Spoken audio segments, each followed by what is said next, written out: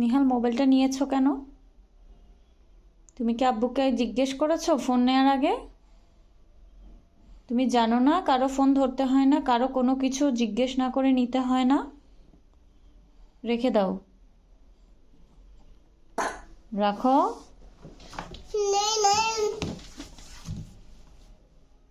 ওটা কেন ধরছো? ওটা রাখ।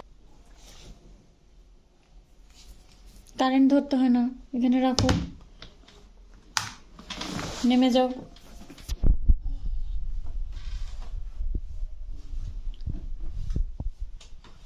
কাউকে জিজ্ঞেস না করে কিচ্ছু ধরবে না, ঠিক আছে?